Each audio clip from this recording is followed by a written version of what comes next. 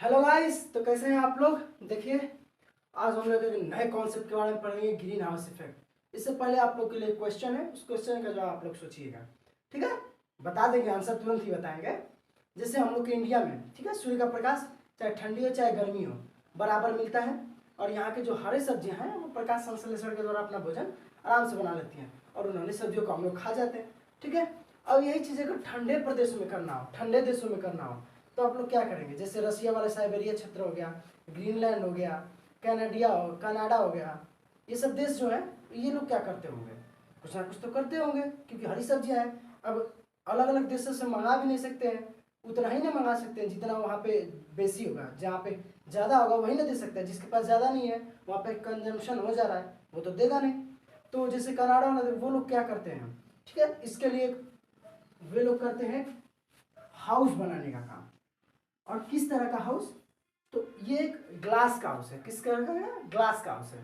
ठीक है, इस ग्लास के हाउस में अपना एक पौधा रख देंगे, एक नहीं मतलब जितने भी पौधे उतने को रख देंगे। ठीक है, तो ग्लास का हाउस बनाए। ये हाउस किस चीज का है, ग्लास हाउस है। तो ग्लास है तो आप लोग सपोज कर ही सकते हैं, जो ठंडे प्रदेश वहाँ पे सूर्य बहुत बहुत कम दिखाई देता होगा, तो उसकी प्रकाश की मात्रा भी बहुत कम जाती होगी।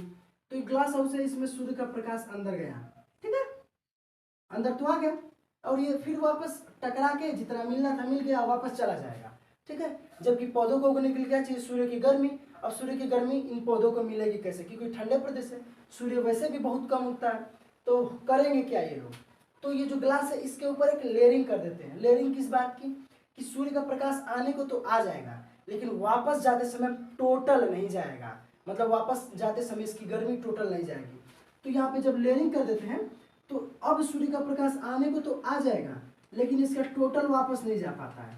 उस टाइम टोटल वापस जाता था, लेकिन लेयरिंग की वजह से अब ये ग्लास का हाउस है, अब यहाँ पे लेयरिंग हो चुकी है। क्या हो चुकी है, लेयरिंग। तो अब ये टोटल ना जाके बस 30% वापस जाता है सूर्य का प्रकाश, यानी अब सूर्य का प्रकाश 70%, कितना परसेंट, 70%, 70% इसी हाउस में रह गया, और 30% वापस चला गया। तो 70% इसी में, तो गर्मी इसी में रहेगी, तो पौधे इसमें आसानी से उग जाएंगे। तो इसी को बोलते हैं green house effect. Green house effect कैसे कहेंगे, तो ग्रीन का मतलब होता है पौधा। आप लोग जानते हैं ग्रीन का मतलब हरा भरा, हरा भरा मतलब पौधा। हाउस का मतलब ये जो ग्लास का हाउस है उसको बोलते हैं हाउस, ग्रीन हाउस। तो ये जो ग्रीन रखा है इसमें, ये जो हाउस बना है, तो इस ग्रीन को मतलब बड़ा करने के लिए इसको गर्मी चाहिए। तो इस गर्मी को जो हाउस है वो बनाए रखता है। बनाए कैसे रखता है, तो जो सूर्य का प्रकाश है वो वापस तो आता है, लेकिन वापस नहीं जा पाता, टोटल ना जाके केवल 30% वापस जा पाता है। तो इसी को बोलते हैं ग्रीन हाउस इफेक्ट। तो ग्रीन हाउस इफेक्ट क्या है, ठंडे प्रदेशों में ऐसा काम होता है, हर जगह नहीं होता है। तो ग्रीन हाउस इफेक्ट क्या है, एक ग्लास का हाउस होगा, उसमें सूर्य का प्रकाश आएगा लेकिन वापस नहीं जा पाएगा।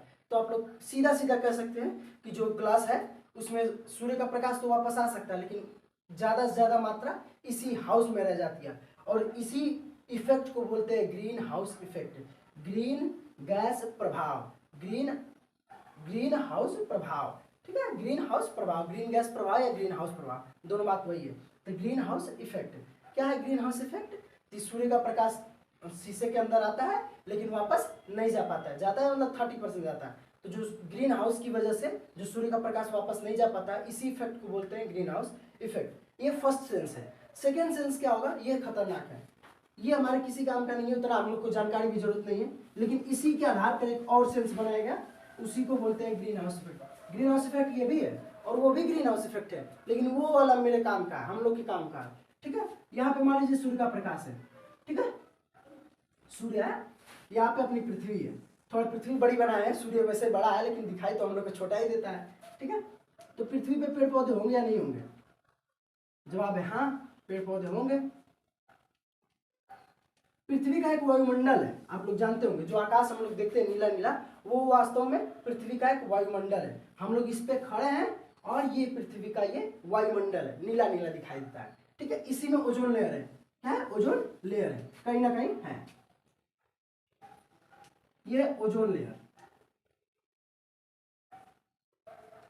क्या है, ओजोन लेयर। और ये है पृथ्वी का वायुमंडल, टोटल मतलब ये टोटल मान लीजिए वायुमंडल है, और ये पृथ्वी है, पृथ्वी पे पेड़ पौधे होंगे।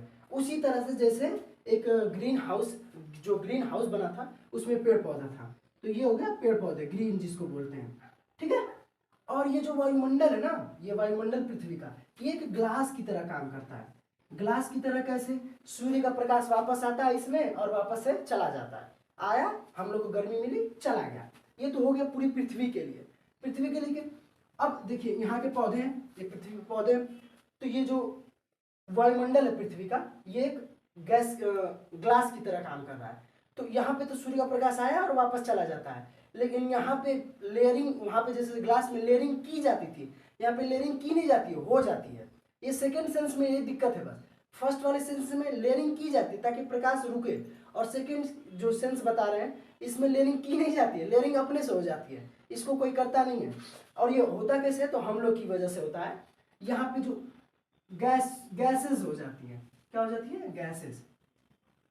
उसमें जो लेयरिंग की जाती थी ग्लास पे, उसी तरह की लेयरिंग इस वायुमंडल पे, ये जो पृथ्वी का वायुमंडल है और ये जो ओजोन है, वहां पे गैसेस का लेयर बन जाती है, गैसेस की लेयर, जो सूर्य के प्रकाश को आने तो देती हैं, आने को तो देती है, लेकिन जाने में केवल 30% जाने देती हैं, और 70% सूर्य के प्रकाश को इसी पृथ्वी पर रखे देती हैं।